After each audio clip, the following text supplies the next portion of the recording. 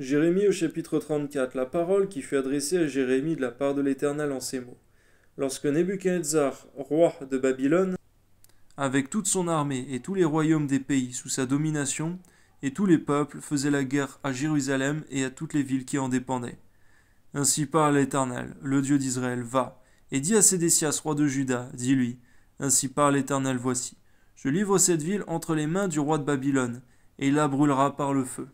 Et toi, tu n'échapperas pas à ses mains, mais tu seras pris et livré entre ses mains. Tes yeux verront les yeux du roi de Babylone, et il te parlera bouche à bouche. Tu iras à Babylone seulement, écoute la parole de l'Éternel, Sédécias, roi de Juda. Ainsi parle l'Éternel sur toi, tu ne mourras point par l'épée, tu mourras en paix, et comme on a brûlé des parfums pour tes pères, les anciens rois, qui t'ont précédé, ainsi on en brûlera pour toi. Et l'on te pleurera en disant, hélas, Seigneur, car j'ai prononcé cette parole, dit l'Éternel. Jérémie le prophète dit toutes ces paroles à Sédécias, roi de Juda, à Jérusalem. Et l'armée du roi de Babylone combattait contre Jérusalem et contre toutes les autres villes de Juda, contre Laki et Azéka, car c'étaient des villes fortes qui restaient parmi les villes de Juda. La parole qui fut adressée à Jérémie de la part de l'Éternel, après que le roi Sédécias eut fait un pacte avec tout le peuple de Jérusalem pour publier la liberté, afin que chacun renvoyât libre son esclave et sa servante. C'est vrai que l'image de ces choses aujourd'hui, c'est aussi, Seigneur mon Dieu, de pardonner, car c'est vrai, Seigneur, tu le dis dans ta parole, Seigneur, tu donnes cette parabole aussi, Seigneur, que cet homme fut mis en prison, Seigneur, jusqu'à ce qu'il ait remboursé tout ce qu'il devait. Et de la même manière, Seigneur mon Dieu, tous ceux que nous avons mis en prison dans nos cœurs, Seigneur, nous gardons peut-être rancune, Seigneur, amertume, souffrance du mal qu'on a pu nous faire, Seigneur. Donne-nous de libérer les captifs de nos cœurs en pardonnant. Amen.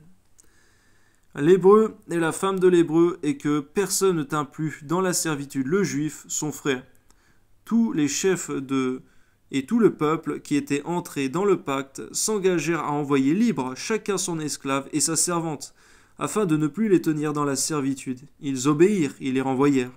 Mais ensuite ils changèrent d'avis, ils reprirent les esclaves et les servantes qu'ils avaient affranchis, les forcèrent à redevenir esclaves et servantes.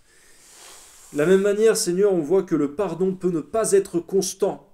On voit qu'on peut pardonner pour un temps et ensuite retrouver rancœur, Seigneur, que l'amertume revienne dans notre cœur vis-à-vis des personnes qu'on avait pourtant pardonnées. Et ainsi, Seigneur mon Dieu, remettre ces personnes dans les prisons de nos cœurs. De nous être constants dans le pardon, Seigneur mon Dieu. De savoir oublier les offenses, de faire notre gloire de cela. Mais garde-nous, Seigneur, de nous laisser dominer par l'amertume, qui voudrait rejaillir à cause du diable. Amen. Alors, la parole de l'Éternel fut adressée à Jérémie de la part de l'Éternel en ces mots.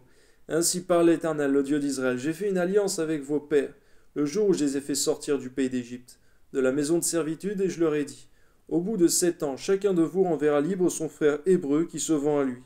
Il te servira 6 années, puis tu le renverras libre de chez toi.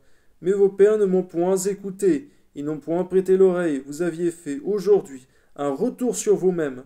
Vous aviez fait ce qui est droit à mes yeux, en publiant la liberté, chacun pour son prochain. Vous aviez fait un pacte devant moi, dans la maison sur laquelle mon nom est invoqué.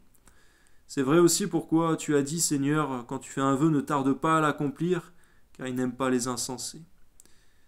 Alors permets-nous par ta grâce, Seigneur, de faire ce que tu veux que nous fassions, Seigneur. Ta volonté aussi qu'on pardonne, mais de nous être constants, Seigneur mon Dieu, dans le nom de Jésus, et de tenir nos engagements et nos vœux envers toi, Seigneur. Amen. Mais vous êtes revenus en arrière, vous avez profané mon nom, vous avez repris chacun les esclaves et les servantes que vous aviez affranchis, rendus à eux-mêmes, et vous les avez forcés à redevenir vos esclaves et vos servantes.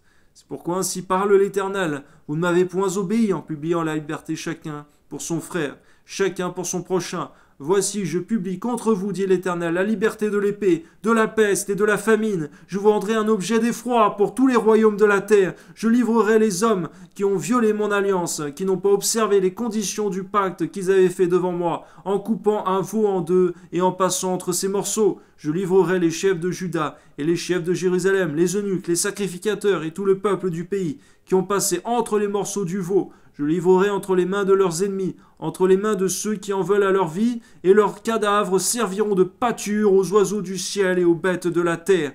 Je livrerai Sédécias, roi de Juda et ses chefs, entre les mains de leurs ennemis, entre les mains de ceux qui en veulent à leur vie, entre les mains de l'armée du roi de Babylone qui s'est éloigné de vous. Voici, je donnerai mes ordres, dit l'Éternel. Je les ramènerai contre cette ville. Ils l'attaqueront, ils la prendront, ils la brûleront. Ils la brûleront par le feu, et je ferai des villes de Juda un désert sans habitants. Oui, Seigneur, on voit à combien il ne faut pas te mettre en colère, Seigneur mon Dieu, et à combien, Seigneur mon Dieu, eh bien, il ne faut pas se rebeller contre le Dieu vivant. Amen.